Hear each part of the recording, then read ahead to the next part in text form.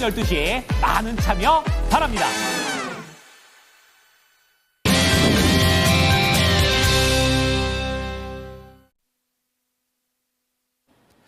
자, 이어서 모닝 스탠바이 들어가 보도록 하겠습니다. 오늘 투자 심리가 비교적 괜찮지 않을까 또 이런 생각도 해보게 되는데요. 자, 미국 증시의 분위기 어떻게 해석해야 될지 알아보겠습니다.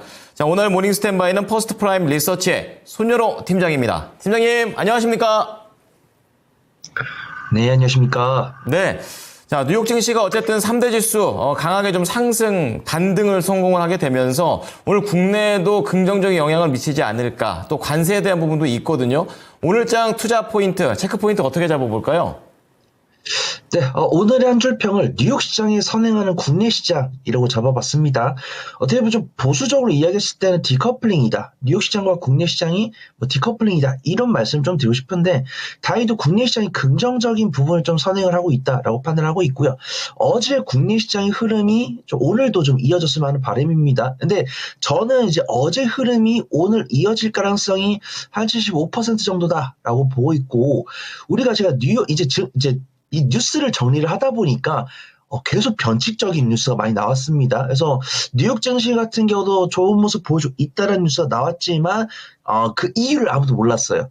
근데 그 이유가 이제 뉴욕 시장이 마감되고 나서 아무래도 트럼프 대통령이 이제 완성차에 대한 관세를 한 달간 면제한다. 이런 이야기가 나오면서 그래서 투자분들 사이에서 이런 투자 심리가 펴지면서 좀 이제 증시가 좀 좋은 모습 보여줬구나.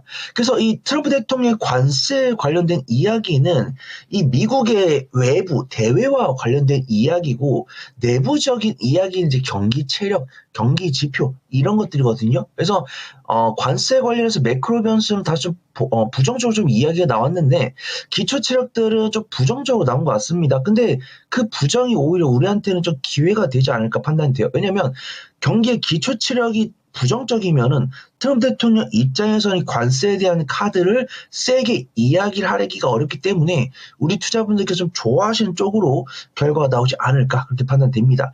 그래서 저는 오늘 우리가 본 경제 지표 중에서는 베이지북과 그 다음에 고용지표 등을 들 수가 있는데, 이 베이지북 같은 경우도 향후 미국의 이 경제 방향성에 대한 이야기를 하는 건데, 이 불확실성, 그 다음에 뭐 관망, 관세 이런 이야기가 베이지북에서 40번 넘게 등장을 했다고 합니다. 그래서 요약했을 때는 어떤 경기 지표에 대한 경제 정책 방향을 진행을 하겠지만 우리가 경제 지표라든가 관세 이런 것들은 볼 것이고, 불확실성이 상존하니까 차분하게 대응을 해 나가겠다 이런 이야기입니다. 근데 결국 이런 것들은 기준금리 인하에 대한 시사를 하는 것이기 때문에 우리 투자분들에게 좀 긍정적으로 볼 수 있다고 보고 있고, 고용이 조금 충격적입니다. 그러니까 고용이 나쁘게 나오면 안 좋은 게 맞죠. 근데 고용이 나쁘게 나오면은 오히려 이제 미국 입장에서는 좀 유동성을 풀고자 그런 정부 정책을 볼 수 있기 때문에 긍정적으로 보고 있습니다. 근데 관세 같은 경우도 우리가 자동차의 관세가 한 달간 면제가 됐다 이런 이야기는 긍정적이지만, 중국에 대한 10% 추가 관세에 대해서는 제가 뉴스를 찾아봤는데 변동 내용이 없고요. 그 다음에 미국과 캐나다 간의 관세 싸움이 이제 정쟁으로 퍼진 거죠. WTO에다가 분쟁 절차를 개시를 했기 때문에 이 WTO 입장에서는 미국과 캐나다 입장에서 이 중재라는 과정이 좀 나올 거다라고 보고 있습니다. 그 다음에 이제 국내 시장으로 넘어올게요. 국내 시장 같은 경우 지금 코스피랑 코스닥이 우상향 기조를 보여주고 있거든요. 근데 딱 하나 조금 아쉬운 거는 외국인 투자가들의 매수세를 보기가 쉽지 않다는 것입니다. 제가 잠깐 봤는데 코스피 같은 경우도 외국인의 순매도가 한 6일 정도 지속이 됐고요. 그 다음에 코스닥 같은 경우는 그나마 외국인 투자가들 매수를 보입니다. 근데 이 독약을 보면은 외국인 투자가들 매도한 날도 있고 매수한 날도 있을 거잖아요. 근데 안타깝게도 외국인 투자가들 매수한 날의 매수 금액이 매도 금액보다 적었습니다. 그래서 일단 대외적인 매크로 변수는 우리한테 긍정적으로 작용을 하고 있고, 이제 국내 시장 같은 경우 뉴욕 시장보다 강하죠. 일단 변수성이. 그 다음에 방향도 강하죠. 근데 제가 가만히 유심히 봤을 때는 외국인 투자가들이 보수적으로 보고 있다. 그 다음에 기관 투자가들은 적극적으로 임하고 있고, 이 기관 투자가들에 의해서 밀려난 개인 투자분들은 쉬었다 투자라는 게 아니고 바로 시장으로 다시 들어오고 있어요. 그래서 예를 들어서 코스피에서 외국인과 기관이 사면은 거기서 빠져나온 개인이 코스닥으로 들어가고, 그 다음에 코스닥 같은 경우도 외국인과 기관이 밀어냈을 때는 그 빠져나온 개인 투자분들이 코스피를 그대로 들어간 모습입니다. 그래서 일단 기관 투자가들은 매수를 하고 있는데 외국인 투자가들은 조금 매도 일변도를 하고 있다. 그 다음 개인 투자분들은 그대로 매수를 들어오고 있기 때문에 옥석을 구분하는 게 중요하다. 그렇게 판단은 됩니다. 그래서 제가 뒤에서도 말씀을 드리겠지만 이 투자 간의 다소 불규칙한 수급 동향을 보여주니까 실적을 보여주고 있는 섹터 위주로 보시면 좋을 것 같아요. 그래서 앞에서 우리 앵커님께서 미용 의료기 말씀하셨는데 미용 의료기 같은 경우는 제가 저번 주에 말씀드렸고 이번 주 같은 경우는 또 다른 섹터를 좀 보려고 합니다. 그래서 이번 주 같은 경우 굉장히 좀 어려운 장세에 이어지고 있지만 실적을 담보받을 수 있는 섹터로 접근했을 때는 안전하게 수익 볼 수 있을 것 같다. 그렇게 좀 말씀을 드리도록 하겠습니다. 자, 우선 미국 증시 상승과 관련해서 매크로 변수는 긍정적, 그리고 국내장의 수급에 대한 분석도 해주셨고 실적을 기반으로 한 옥석 가리기가 중요하다라고 얘기를 정리해 주셨습니다. 오늘 모닝 관심주, 안 그래도 지난주에 좀 한 박자 빨리 나가셔가지고 움직였던 종목들 볼 텐데요. APR 말씀해 주셨잖아요. 이것과 관련된 AS, 그리고 제약바이오 쪽에서는 오스코텍, 이 두 가지 종목 AS 부탁드립니다. 네, 우선 제가 오스코텍 같은 경우는 오늘의 관심주 이제 세 번째 소개해 드리는 거기서 했었고 그 다음에 미용 의료기나 화장품 같은 경우는 APR 말씀드렸는데 제 투자 포인트는 그겁니다. 현재 잘하고 있는 종목보다 앞으로 잘할 종목 좀 보셔야 된다고 말씀드렸거든요. 그래서 APR 같은 경우 호실적을 발표했는데 이 호실적을 기반으로 중국이라든가 유럽 등의 다양한 좀 매출처로 다변화할 거다. 이런 의지를 보여줬는데 이제 투자분들께서 그 의지를 긍정적으로 봐주신 것 같습니다. 그래서 APR 같은 경우는 지금 4개월 연속 기관 순매수 들어오고 있고요. 이동평균선 위에 있습니다. 보통은 이동평균선 위에 있으면 단기적인 차익 실현이 하고자 하는 욕구가 있을 수 있는데 아직은 그 차익적 욕구 안 나오는 것 같아요. 그래서 저 같은 경우는 APR 같은 경우는 TS 구간 한 62,000원 정도 잡아드리겠습니다. 62,000원 잡아드려서 62,000원 이탈하면은 그땐 전략 익절하시면 좋을 것 같고 제가 2차 목표가는 한 66,000에서 67,000원 정도 보시면 좋을 것 같습니다. 두 번째로는 제가 오늘 섹터에 이제 제약바이오로 말씀드릴 건데 오스코텍 같은 경우도 한 박자 먼저 소개를 드렸어요. 오스코텍 같은 경우도 이제 렉나자의 판매 수입이 앞으로 증가할 거다. 이런 포인트가 있습니다. 그래서 오스코텍 같은 경우도 지금 4일 연속 우상 기조 보여주고 있고요. 어제 같은 경우는 기관에 의해서 외국인 투자가들까지도 매수에 임했기 때문에 추가 상승 나올 가능성 상당히 높다라고 보고 있습니다. 제가 트레이딩 스탑 구간은 3만 원 말씀드릴게요. 3만 원 이탈하면은 전략 익절 잡아주시고 2차 목표가는 제가 두 턴 매물 때 바로 하단 구간인 33,000원까지 잡아드리도록 하겠습니다. 네, 저 강하게 움직였었던 APR과 오스코텍에 대한 애프터 서비스였습니다. 자, 그럼 이어서 키워드 들어가 보겠습니다. 첫 번째는 어디에서 잡으셨습니까? 그렇습니다. 지금 관세 뉴스도 그렇고 이 우크라이나 재건 뉴스도 그렇고 너무 이 긍정과 부정 방향으로 너무 이제 많이 우후죽순처럼 뉴스가 많이 나오고 있습니다. 그래서 우리는 그 안에서 실적에 집중해야 되는 방위산업과 조선 보도록 하겠습니다. 네, 가장 확실한 또 섹터가 또 방산 아닐까 또 이런 생각이 들기도 합니다. 숫자에 집중하자 이렇게 얘기하셨는데요. 세부적인 내용 들어볼게요. 네, 제가 아무래도 저의 개인적인 투자 인사이트로 수익을 가져갈 수 있는 그런 종목들 같은 경우는 맨 마지막에 소개를 드리고 있고요. 그 외에는 우리가 믿고 투자할 수 있는 기반이 있는 섹터를 좀 소개를 드리려고 합니다. 그 중에서 저는 방위산업과 조선을 봐야 된다라고 판단하고 있고요. 방위산업 같은 경우는 분할 매수를 좀 주셔야 된다고 판단됩니다. 근데 조선 같은 경우는 내가 그 후발주자를 공략을 했을 때는 좀 안전하게 수익을 낼 수 있을 것 같아요. 왜냐하면 조선 같은 경우는 외국인의 강 매도가 나오면서 조정이 좀 선반영된 상황입니다.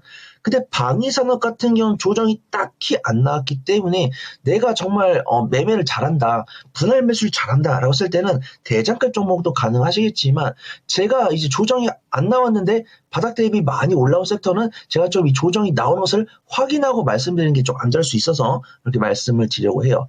그래서 방위산업 같은 경우는 최근에 또 긍정적인 뉴스가 나왔죠. 오히려 이 트럼프 대통령이 우크라이나랑 러시아 간의 종전 이야기를 매듭을 지어주겠다. 이런 기대감으로 방산 기업들을 이렇게 횡보를 했습니다. 조선 같은 경우는 외국인 순매도 나오면서 좀 조정을 겪었고요. 그러면서 우크라이나 재건 관련 종목들이 강세를 보였다가 저는 뭐 그 통화를 못 들었습니다. 통화를 못 들었는데 젤렌스키 대통령과 트럼프 대통령이 이 고성이 오가면서 이 우크라이나 종전이 거의 파토가 난 것이 아니냐 이런 뉴스가 나왔었거든요. 그래서 우크라이나 재건 투자하기가 쉽지 않겠다. 이런 이야기를 했었는데 또다시 뉴스가 이렇게 손바닥 뒤집이 나왔죠. 이 광물 협정을 응할 준비가 됐다라고 통화가 왔다고 트럼프 대통령이 말했습니다. 그래서 저는 방위 산업을 말씀을 드릴 거지만 나는 단기적인 변동성을 정말 선호하고 매매 잘할 수 있다. 그러신 분들은 우크라이나 재건도 보셔야 될 것 같습니다. 근데 일반적으로는 지금 이 우크라이나랑 러시아 간의 종전 이슈가 계속 이렇게 핑퐁 싸움처럼 왔다 갔다 하다 보니까 투자분들께서 아무래도 실적이 나올 수 있는 방위산업 쪽에 보는 거고, 그래서 유럽 입장에서도 이 자주국방을 위한 예산을 늘리겠다 이런 이야기를 하다 보니까 이 가성비를 갖춘 방위 물품을 수출할 수 있는 우리나라로 낙수 효과가 좀 예상이 됩니다. 그 다음에 조선도 제가 굉장히 떨면서 보고 있어요. 지금 이 관세 이야기가 어디로 불똥 튈지 모릅니다. 그래서 제가 가만 보니까 트럼프 대통령이 우리나라랑 무역을 했을 때 가장 이익을 보는 국가는 한국이다. 이런 뉴스가 있더라고요. 근데 뭐 이런 뉴스 때문에 우리나라 관련 종목들이 뭐 우르르 밀리지 않았으니까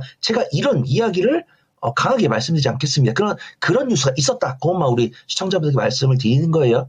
그럼에도 불구하고 우리가 관세 도피처다라고 보는 섹터가 많죠. 뭐 엔터라든가 뭐 제약바이오 기술 수출이라든가 아니면 게임 이런 식으로 보고 있는데 조선은 생각보다 이 제조업이기 때문에 관세를 부과하기가 쉽거든요. 근데 그런 이야기가 안 나오고 있습니다. 우리가 잡고 가야 되는 리스크다라고 리스크 요인 중 하나다 이렇게 보시면 좋을 것 같고요. 근데 또 미국에서도 우리나라에 수주를 주고 있습니다. 우리가 K조선 수주라고 검색을 해보시면은 미국이 2030년까지 약 40조가 넘는 금액을 우리나라한테 수주를 주겠다 이런 이야기가 나왔어요. 그래서 조선 관련 종목들이 외국인의 순매도가 강하게 나오다가 갑자기 순매수로 일변도 하는 그런 모습이 나오고 있습니다. 그래서 제가 관심주로는 현대위아랑 한화엔진을 말씀드릴게요. 근데 이제 현대위아랑 한화엔진은 공통점은 들었을 때 잘 모릅니다. 이런 기업이 있었지. 내가 조선 봤을 때, 방산 봤을 때 들어본 적 있는 기업이야. 그래서 우리가 보통 뭐 방산하면 뭐 현대 로템이나 뭐 하나 에어로스페이스, 그 다음에 조선 했을 때는 뭐 H한국조선해양, 뭐 하나오션, 삼성중공업 이를 들 수 있는데 이런 종목들은 분할 매수를 잘 하신 분들 위주로 보시면 좋을 것 같고 분할 매수를 못 하신 분들은 그 뒤를 줄 수 있는 종목이니까 보시면 좋을 것 같습니다. 이 현대위아 같은 경우는 K9과 K2 전차에 들어가는 포시를 만드는 기업이고요. 한화엔진 같은 경우는 글로벌 2등 선박 엔진 기업입니다. 그래서 해당 종목들을 봤을 때 기술적 위치 괜찮고 외국인과 기관이 이제 막 집중을 하기 시작했으니까 방산과 조선 중에서 너무 대장급이 아니라 그 후속 종목이 될 수 있는 종목이 없을까요? 라고 하신 분들은 제가 관심 종목으로 현대위아랑 한화엔진 소개를 드리도록 하겠습니다. 네. 자, 실적과 기술적인 접근의 두 가지 종목을 말씀해 드렸습니다. 자, 그럼 두 번째 키워드로 넘어가겠습니다. 어디에서 찾으셨습니까? 네, 지금 어려운 시장 속에서 외국인과 기관이 노골적으로 안 들어오고 있는 제약바이오 말씀을 드리도록 하겠습니다. 네. 안 들어온다라면 지켜볼 필요가 없지 않을까 이런 생각도 하는데요. 어떠한 관점이십니까? 네, 지금 제가 조용히 좀 지켜보고 있고요. 거래 대금이 강하게 안 실리고 있으면서도 우리가 주목할 종목들은 외국인과 기관의 매수가 들어오면서 천천히 우상 기조를 보여주고 있기 때문에 남들이 주목해서 시세가 나오기 전에 접근을 해보자 이런 이야기였습니다. 그래서 지금 보면 오늘 같은 경우는 시장이 반등을 했기 때문에 미국의 10년물 장기국채 금리도 조금 올랐습니다. 근데 이 시기열을 1주나 2주 정도 늘렸을 때는 아직도 우아한 기조를 보여주고 있기 때문에 기준금리 인하 기조를 볼 수 있고 앞에서 말씀드린 것처럼 미국에서 발표하고 있는 경제지표가 많이 안 좋게 나왔을 때는 연준 입장에서는 기준금리를 동결을 할 수가 없습니다. 아직 구체적으로 기준금리 인하하겠다 이런 이야기가 안 나왔지만 저는 기준금리 인하 기조가 좀 나오지 않을까 그렇게 판단돼요. 그 다음에 미국 입장에서는 이 제약바이오의 원재료에 대해서는 관세를 부과하겠다고 했는데 우리나라도 이 CMO랑 CDMO를 잘하고 있잖아요. CMO랑 CDMO를 잘하고 있는데 그 관련했을 때는 우리나라가 좀 피해가 있지 않을까 제가 그렇게 좀 보고 있었는데 피해가 딱히 크지 않은 것으로 투자분들 생각을 하고 있는 것 같습니다. 근데 이 뉴스가 부각됐을 때는 외국인과 기관이 빠르게 뒤돌아설 수 있으니까 그 부분을 좀 염두를 해야 될 것 같아요. 그래서 저는 이번 달이 3월이기도 하니까 제약바이오 종목들이 정말 많이 있지만 그 중에서도 5개 하는 종목을 좀 말씀을 드리면 좋을 것 같아요. 그래서 제가 관심 있게 보는 종목은 한올바이오파마랑 유한양해를 보려고 하는데 좋은 종목이 사실 많거든요. 삼성바이오로직스도 있고요. 그 다음에 제가 저번 주에 말씀드린 오스코텍도 있고 ABL바이오 같은 경우도 저도 말씀을 드린 적이 있습니다. 근데 오늘은 이제 한올바이오파마랑 유한양해를 좀 보려고 해요. 그래서 제가 말씀드렸던 종목 사실 삼성바이오시장 셀트리온은 너무 수급이 좋고 기술 움직임도 괜찮습니다. 근데 변동성이 큰 종목을 원하실까봐 제가 한올바이오파마랑 유한양해 좀 소개를 드리려고 해요. 그래서 한올바이오파마는 제가 기존에 소개드렸던 이제 ABL 바이오처럼 어떤 학회가 있을 때 주기적으로 부과를 받는 섹터입니다. 이 종목 자체도 보유하고 있는 파이프라인이 10개에서 12개 정도 되고 있고 최대 주주가 대웅제약입니다. 대웅제약이 최대주 지분 31%를 보유하고 있기 때문에 이런 감사 시즌임에도 불구하고 안정적으로 접근할 수 있는 제약바이오 종목이다. ADC 기술 수출을 주업을 하는 기업이다. 그렇게 볼게요. 한올바이오파마는 최근에 자가면역 치료제 바토클리맙이 일본에서 희귀 의약품으로 지정을 됐기 때문에 그 약속을 얻을 것이다 라고 보고 있고요. 저는 앵커님이 오스코텍 저한테 물어보실 줄 몰랐습니다. 그래서 저는 유한양행 또 관심주로 갖고 왔고요. 나는 변동성을 원합니다 라고 하신 분들은 오스코텍 접근 가능하다라고 판단해요. 근데 나는 오스코텍 같은 경우는 아직 뭐 분기 실적 같은 경우는 흑자가 나왔지만 연간 실적 기준으로 했을 때는 적자이기 때문에 조금 안전한 종목을 원합니다 라고 했을 때는 유한양행 보시면 좋을 것 같아요. 렉나자 같은 경우가 지금 미국에서 유럽에서 판매가 되면서 이제 로열티를 받을 거고 그 다음에 중국이나 인도, 일본 같은 경우 렉나자가 승인을 받았을 때는 마일스톤을 수령할 겁니다. 그러면 마일스톤이 가장 먼저 유한양행으로 올 겁니다. 그래서 유한양행 같은 경우는 쌍바닥을 다지고 있는 가운데 21선을 어제 돌파했습니다. 21선을 어제 돌파했는데 외국인과 기관의 강한 순매수 이외에 기관 순매수세가 들어왔기 때문에 좋은 우세한 기조를 보여줄 거다라고 판단해가지고 제약바이오 관심주 오늘은 한올바이오파마랑 유한양행 소개해드리도록 하겠습니다. 네, 제약바이오는 약간 현재 시장에서는 틈새 시장을 공략해보는 전략으로 들어갑니다.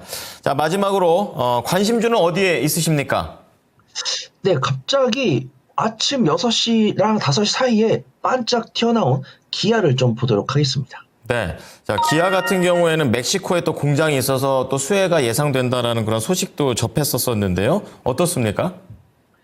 네, 미국 이제 뉴욕 증시 같은 경우도 반등했다는 뉴스가 보통 이제 6시부터 나오죠. 우리나라 6시간. 우리나라 아침 6시부터 나오는데 보통은 왜 뉴욕 시장이 반등했는지도 이제 애널리스트 분들께서 분석을 해주셔야 되잖아요. 근데 지금 보니까 트럼프 대통령이 이제 완성차에 대한 관세를 한 달 정도 유예한다는 뉴스가 나왔기 때문에 그다음 GM도 7% 상승했고 그래서 국내 완성차 기업들도 강세를 보일 거다라고 판단합니다.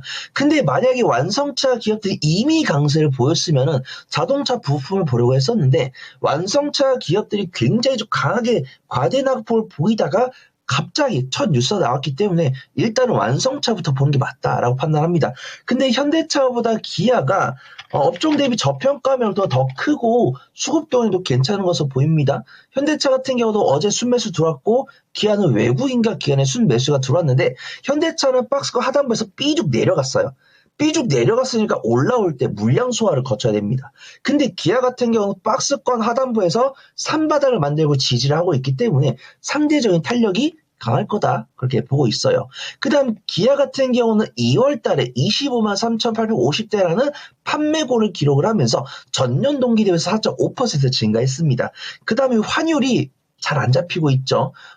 원달러 환율이 잘 안 잡히고 있기 때문에 기아 같은 경우는 2025년 1분기 실적도 또 기대해 볼 수 있을 것 같다. 이렇게 판단해 보도록 하겠습니다. 그 다음에 오늘 핵심 포인트는 그거인 것 같습니다. 일단 내가 오늘 오전장에는 기아를 매매한 다음에 주변에 자동차 부품주로 순환매가 들어가는지 보시면 좋을 것 같아요. 그래서 오늘은 현대차랑 기아를 오늘장에 접근해가지고 한 2, 3일 정도 보유한다라고 보신 다음에 자동차 부품주로 수급이 들어가는지 안 들어가는지 그것들을 보시고 포트폴리오 다변화를 할 수 있을 것 같다라고 판단돼서 오늘의 관심주는 기아를 말씀을 드리도록 하겠습니다.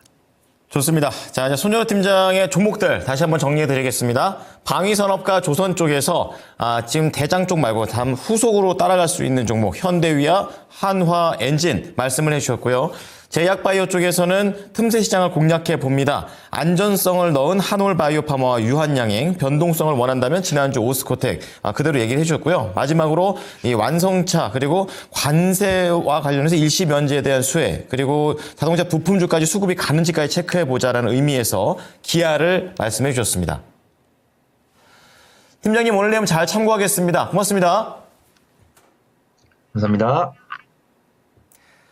지금까지 투자 판단에 도움이 될 수 있는 정보를 제공해 드렸습니다. 하지만 특정 종목의 상승과 하락을 보장하지는 않으니까요. 참고해 주시기 바랍니다. 오늘도 성공 투자하십시오. 고맙습니다.